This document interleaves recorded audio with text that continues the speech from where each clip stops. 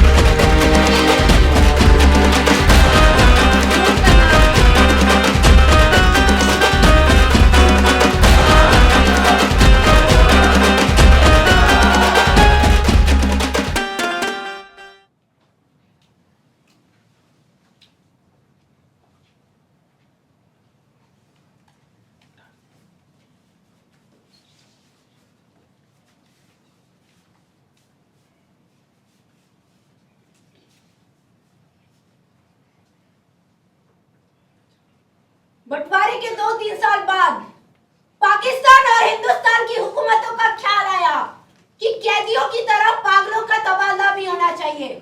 यानी जो मुसलमान पागल हिंदुस्तान के पागल खाने में हैं, उन्हें पाकिस्तान भेज दिया जाए और जो हिंदू और सिख ईसाई है उन्हें हिंदुस्तान के हवाले कर दिया जाए।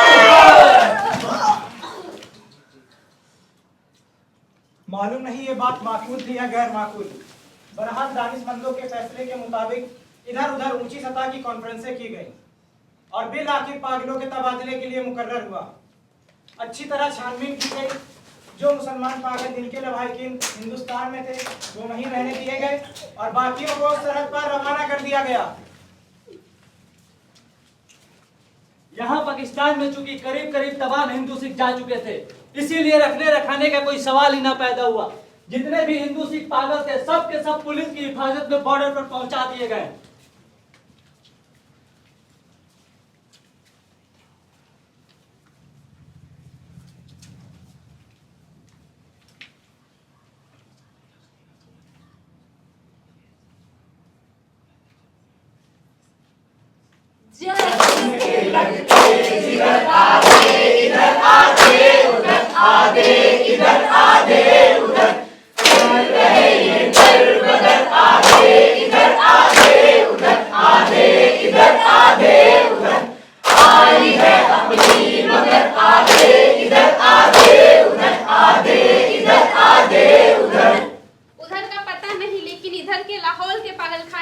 तबादले की खबर सुनते ही दिलचस्प चमीगोइना होने लगी।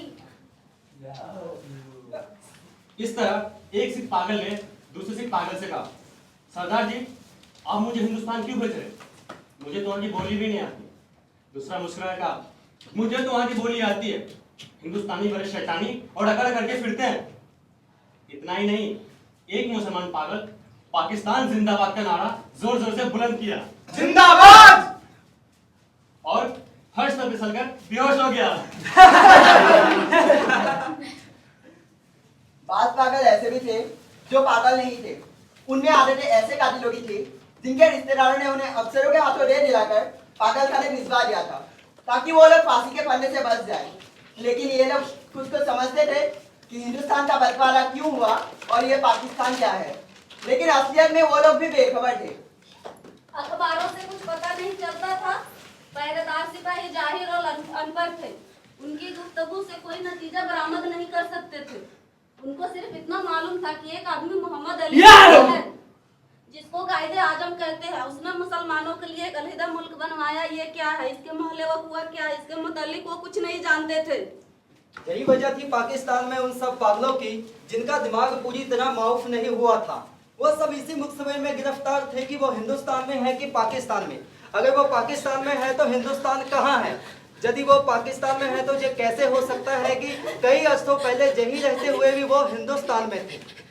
एक पागल तो पाकिस्तान और हिंदुस्तान और पाकिस्तान के चक्कर में ऐसा गिरफ्तार हुआ कि वह और ज्यादा पागल हो गया। झाड़ू देते वह एक दिन पेड़ पर चढ़ गया और टहनी पर बैठकर लगातार बड़बड़ाने लगा, क्योंकि पाकिस्तान और हिंदुस्तान के नाजुक मसले पर थी। जब सिपाहियों ने उसे नीचे उतरने के लिए कहा तो वो और ऊपर चढ़ गया। डराया धमकाया गया तो उसने कहा, ना मैं पाकिस्तान में रहूंगा ना मैं हिंदुस्तान में रहूंगा, मैं इसी दरख्त पर रहूंगा। बड़ी मुश्किलों के बाद जब उसका दौरा सर्द पड़ा तो वो नीचे उतरा अपने हिंदू सिख दोस्तों के गले मिलकर रोने लगा। इस ख्याल से उसका दिल भर आया था कि वो उसे छोड़कर हिंदुस्तान चले जाएंगे। एमएससी पास रेडियो इंजीनियर में जो मुसलमान था वो दूसरे पागलों से बिल्कुल अलग थलग बातों में खास जगह पर खाना खाने के लिए ठहरा रहता था। कभी उसने तमाम कपड़े उतार दिए और दफादार के हवाले कर दिया और नंगा होकर सारे बाग में चलना फिरना शुरू कर दिया। उस पागल खाने में एक मुसलमान ऐसा था जो मुस्लिम लीग का सरगमकार को ले चुका था। एक बार उसने जंगल में घोषणा की उसका नाम मोहम्मद अली जिन्ना है। उधर खड़े एक सिख के सर पे तारा सिंह का भूत सवार हुआ और दोनों में झड़प शुरू हुई।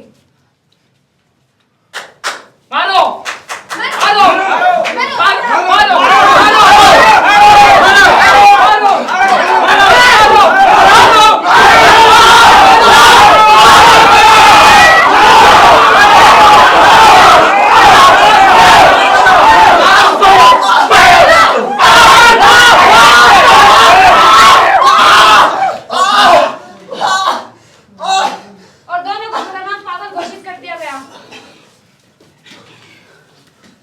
लाहौर का एक नौजवान हिंदू वकील था जो मोहब्बत के चक्कर में नाकाम होकर पागल हो गया था। जब उसने सुना अमृतसर हिंदुस्तान चला गया तो उसे बहुत दुख हुआ। उसी शहर की हिंदू लड़की से उसे मोहब्बत हुई थी। उसने उस वकील को ठुकरा दिया, मगर दीवानगी की हालातों में भी उसे भुला नहीं पाया था। चुनाचे उन तमाम हिंदू और मुस्लिम लीडरों को गालियां देता था जिन्होंने मिल मिलाकर हिंदुस्तान के 2 टुकड़े कर दिए। उसकी महबूबा हिंदुस्तानी बन गई और वो पाकिस्तानी।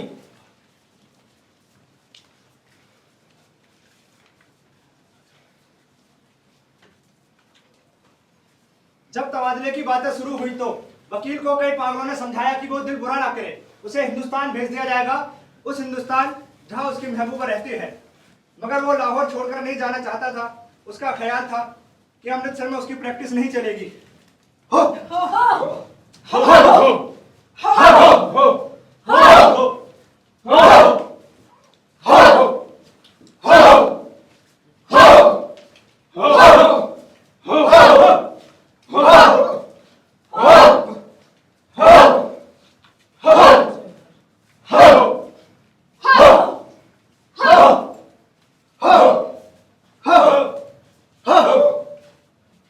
यूरोपियन वॉर में एग्लो इंडियन पागल थे।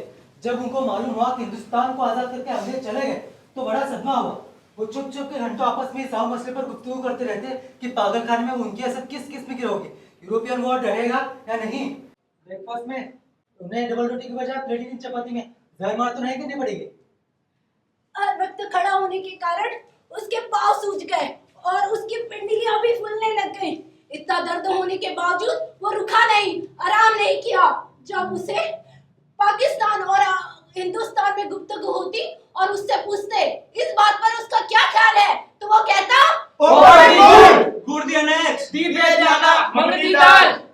लेकिन बाद में ऑफ द पाकिस्तान गवर्नमेंट की जगह ऑफ द टोबा टैक्सिंग गवर्नमेंट ने ले ली और उसने दूसरे पागलों से पूछना शुरू किया कि टोबा टैक्सिंग कहाँ है, जहाँ का वो रहने वाला है। जो भी ये बताने की कोशिश करता वो खुद इस उलझाव में गिरफ्तार हो जाता कि सियालकोट पहले हिंदुस्तान में हुआ करता था, लेकिन अब सुना है कि वो पाकिस्तान में है। उस दिन वो अच्छी तरह नहा जा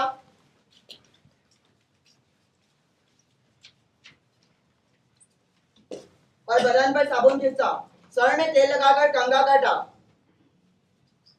अपने कपड़े जो वो कभी नहीं पहनता था वो निकलवा के पहनता और मिलने वालों के पास जाकर मिलता। वे उनसे कुछ पूछते तो कुछ भी जवाब नहीं देता, या कभी कभार उगाड़ी गोल्डी अनेक दीवे ध्याना दी मांगी दी दाल और दी लालटेन कह देता। पाकिस्तान और हिंदुस्तान का किस्सा शुरू हुआ।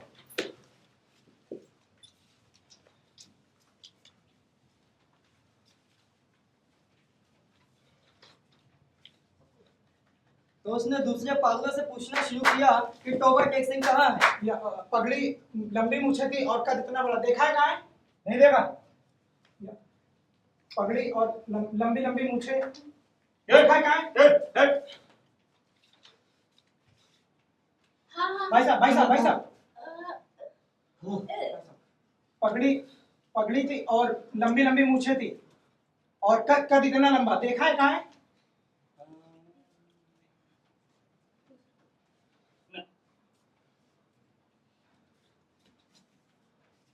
पगड़ी थी, लंबी लंबी मूछें और कद इतना इतना बड़ा था। देखा है कहाँ है? भाई साहब पगड़ी थी और लंबी लंबी मूछें थी, कद इतना बड़ा, इधर से देखा कहाँ है? नहीं मैंने नहीं देखा।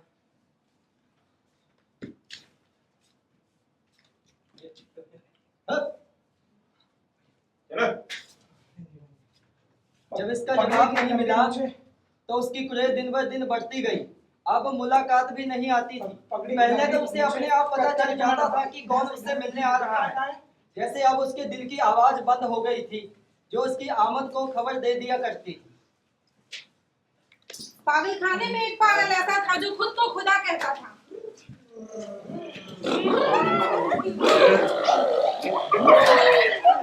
जब एक रोज शीशम से ने उससे पूछा तोबा टैक्सी पाकिस्तान में है या हिंदुस्तान में, तो उसने हंसते हंसते क्या जवाब लगाया, कहा ना वो पाकिस्तान में है ना वो हिंदुस्तान में है, इसलिए कि अभी तक मैंने हुक्म नहीं दिया।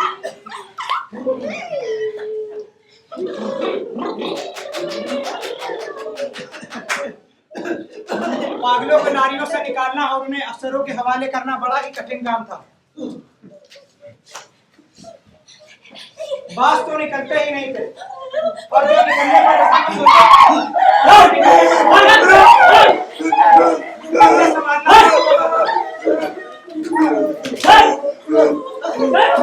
जो नंगे थे उन्हें कपड़े पहना जाते, तन से जुदा करते थे। कोई गालियां दे रहा है, कोई गा रहा है, आपस में लड़ झगड़ रहे हैं, कान पड़ी आवाज सुनाई नहीं देती थी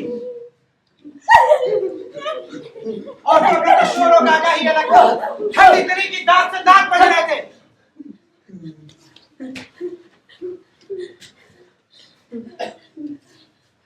पागलों की अक्सरियत इस तबादले के हाथ में नहीं थी, इसीलिए उन्हें कुछ समझ नहीं आता था कि उन्हें अपनी जगह से उखाड़ कर फेंका जा रहा है। वो चंद जो कुछ सोच समझ सकते थे, पाकिस्तान जिंदाबाद और हिंदुस्तान जिंदाबाद के नारे लगा रहे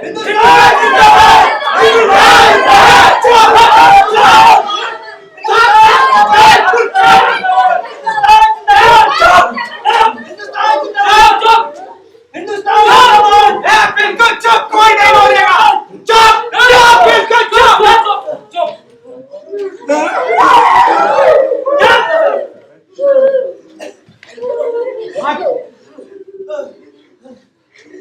2-3 मरतबा फसाद होते होते बचा, क्योंकि बाद मुसलमानों और सिखों को ये नारा तैस आ गया था। पाकिस्तानी सिपाहियों ने उसे पकड़ लिया और दूसरी तरफ ले जाने लगा और जोर जोर से चिल्लाने लगा।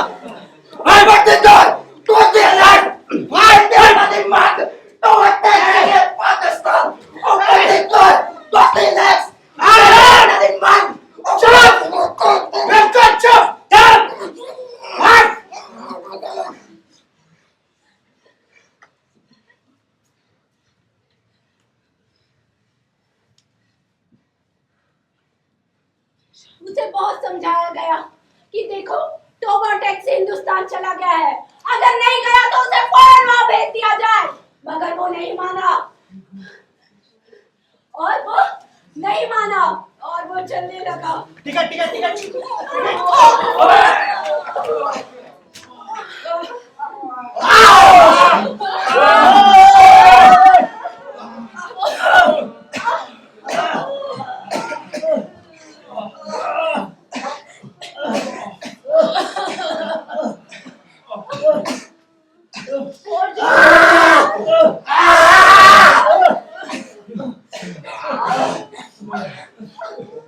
और जब उसे दूसरी तरफ ले जाने का कोशिश की गई तो वो उसी अपनी सूजी हुई टांगों पे खड़ा हो गया।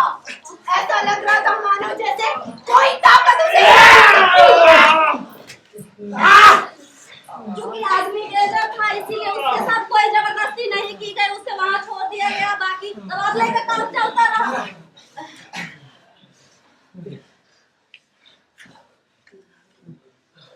सूरज निकलने से पहले साकिब और समेत विश्व सिंह के हालात से एक आवाज किंगात ठीक निकली। उधर से कई सारे अफसर दौड़े आए और देखा जो आदमी 15 वर्ष से दिन रात अपनी टांगों पर लेटा था और ये मुंह खड़ा हुआ है। उधर खारदार तारों के पीछे हिंदुस्तान था और वैसे ही इधर पाकिस्तान। दुनिया में जमीन के टुकड़े पर जिसका कोई नाम ही नहीं था तो बटे सिंह पड़ा था।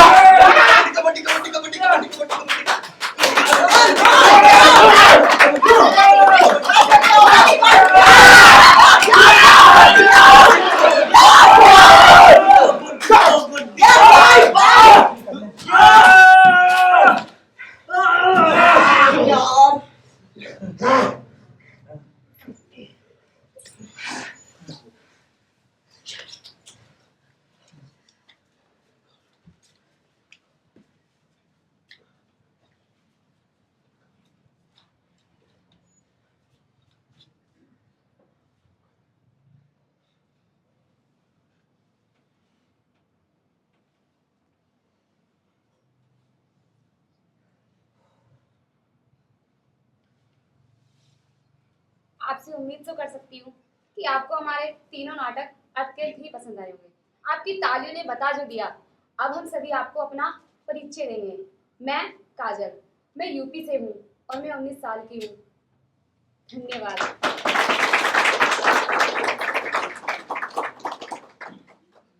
सभी को मेरा नमस्कार। मैं शिवानी गुप्ता बिहार से हूँ। Hello everyone, my name is Yash Mandrekar. I am from Khamgaon, Maharashtra and I am 21 years old. नमस्ते सभी को, मेरा नाम सुमित केसरी है और मैं बिहार से हूँ। सभी को मेरा दिल से प्रणाम। मेरा नाम रोहित गुप्ता है और मैं कानपुर उत्तर प्रदेश से हूँ। आप सभी को मेरी तरफ से सत श्री अकाल। मैं अमन पंजाब से हूँ। आप सभी को मेरा प्रणाम। मेरा नाम प्रशांत माथुर है।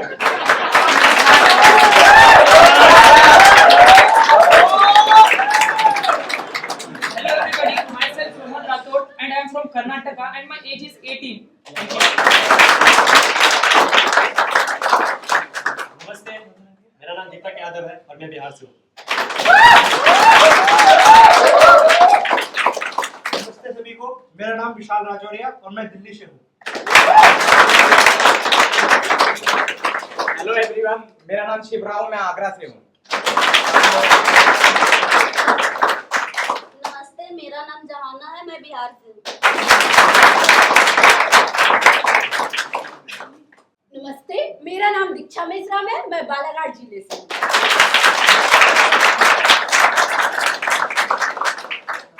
नमस्ते, मेरा नाम ओंकार है, मैं पुणे महाराष्ट्र से हूँ। Hello everyone, I am from Assam. My name is Jindumani Barua. मेरा नाम प्रियंका श्रीवास्तव है, मैं काशी से हूँ।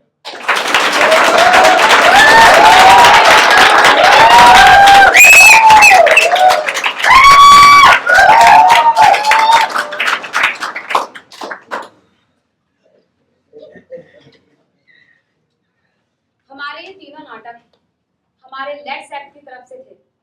अब मैं अपने लेट्स एक्ट के संस्थापक श्रीमान विनय सर को बुलाना चाहूंगी तो हमें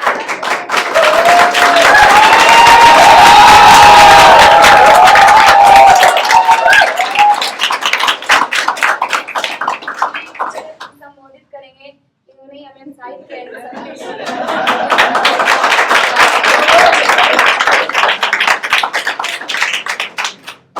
मुझे जो डायरेक्टर है, मुझे ऐसा लगा कि प्ले कब खत्म होगा और मैं डायरेक्टर के पास कब जाऊं और बोलूं well done, you have done a great job.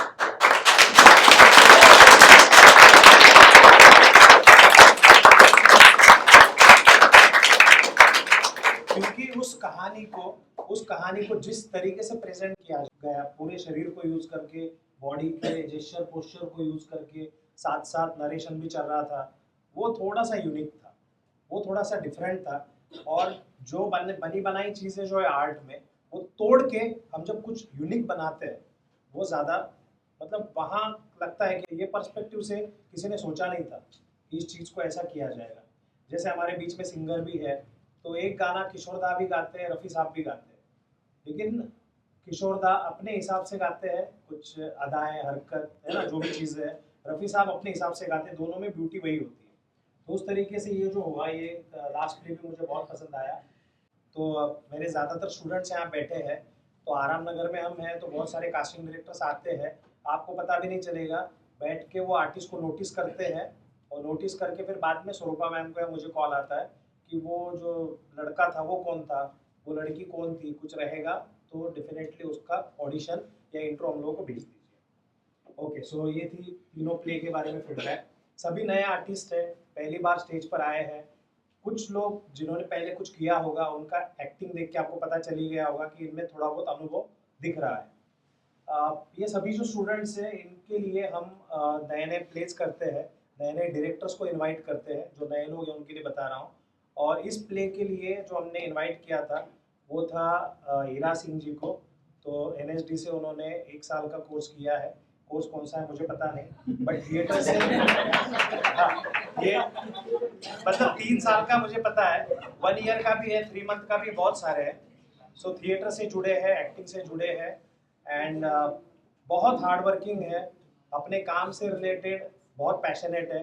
हमारे क्लास में जो कैमरे लगे हैं, तो जब टीचर्स के सेशंस होते, कोई भी जो भी डायरेक्टर आते हैं, तो बीच बीच में हम कैमरे में देखते रहते हैं किस तरीके से काम चल रहा है। क्योंकि जब हम मुंबई यूनिवर्सिटी में मास्टर्स कर रहे थे ड्रामा में, तब बहुत सारे आलसी डायरेक्टर भी हमको मिले। हाँ बेटा पढ़ लो। वहीं पर जो हमारे डायरेक्टर है, जो भी लेट सैक में आते हैं, उनमें से हीरा मैम एक है, वेरी पैशनेट, वेरी डेडिकेटेड।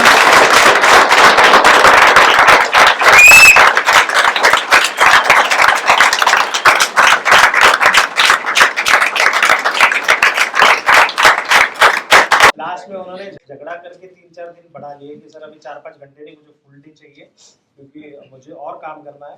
तो ये हर डायरेक्टर में बात होनी चाहिए कि मुझे जो बच्चे दिए गए हैं, रॉ है, बेसिक है, नए बच्चे हैं, उनको A से लेकर Z तक चीज़ें सिखानी पड़ रही है, बट डायरेक्टर इतना पैशनेट है, उनको ऐसा नहीं लगता कि नहीं ये मोमेंट पे मैं छोड़ूं। मेरी तरफ से जितना मैं कर सकती हूँ 100% वो मैं करके ही दम लूंगी। ये उनका एटीट्यूड मुझे बहुत पसंद आया।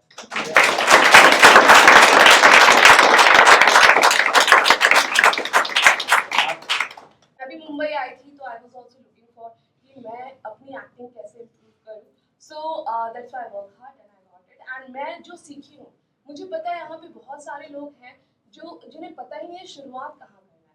तो सर ने मुझे मौका दिया कि आओ एक्सप्लोर करो, if you want to do something for the students. तो मुझे इन्होंने मौका दिया, मैंने यहाँ लोगों के बीच में रह के बहुत डांटा भी था उनको। सो मैं बहुत ज़्यादा स्ट्रिक्टली इनको बांध के, क्योंकि प्रॉब्लम यहाँ आता है जब आप अकेले परफॉर्म करना होता है इट्स वेरी इजी, बट आपको जब को एक्टर्स दे दिए जाते हैं इट्स वेरी टफ। और यहाँ कोऑर्डिनेशन इज रियली इम्पॉर्टेंट। बहुत सारी चीज़ें हैं, तो बेसिकली ऐसी बहुत सारी चीज़ें हुई, क्योंकि जब आप बहुत जगह से अलग अलग जगह से आप होते हैं तो मेंटालिटी मिलना बहुत मुश्किल है, बहुत ज़्यादा मुश्किल है। उसके बाद एक साथ काम करना, एक ही पेज पे रहना बहुत टफ है। तो वो मुझे बहुत डील करना पड़ा। स्टार्टिंग में इट्स वाज लाइक कि सबको मैंने अपने अपने काम दे दिए। जैसे आपने बताया कि आप लोगों को बोलते थे स्क्रिप्ट पढ़ लो, ये करो। सो उससे पहले मैंने बहुत सारे एक्सरसाइजेस कराई और फिर मैंने बोला कि आप रेडी हो जाए। एंड बहुत लिमिटेड वक्त था, आई थिंक 15 क्लासेस है ना। तो 15 क्लासेस में मैंने एक एक दिन, हम लोग को क्या होता है कि हम लोग सब 10 डेज 15 डेज सिर्फ रीडिंग ही करते हैं। इतना रीडिंग करते हैं कि आपको हर दिन नया कैरेक्टर मिलता है। तो यहाँ पे इनके पास इतना वक्त भी नहीं था। जस्ट 2 दिन मेरा सिर्फ ऑल्टरनेट क्लासेस है, आपके पास रेडी होना चाहिए एटलीस्ट। तो ये क्या करके आते थे, अपने लाइनें बहुत अच्छे से याद करके आते थे। ठीक है। लेकिन प्रॉब्लम कहाँ आता है, जब हम कोऑर्डिनेशन जब एक साथ होता है, क्योंकि आप एक्शन रिएक्शन नहीं दे पाएंगे तो फिर उसका मतलब नहीं है ना। यू शुड नो योर को एक्टर्स, उनके रिएक्शंस क्या है, बिकॉज आप प्रिपेयर करके आ रहे हो कि मैं तो ऐसे से बोल दूंगा, मॉड्यूलेशन बना लूंगा, something right, but the actor is not giving you that thing, then how you will perform.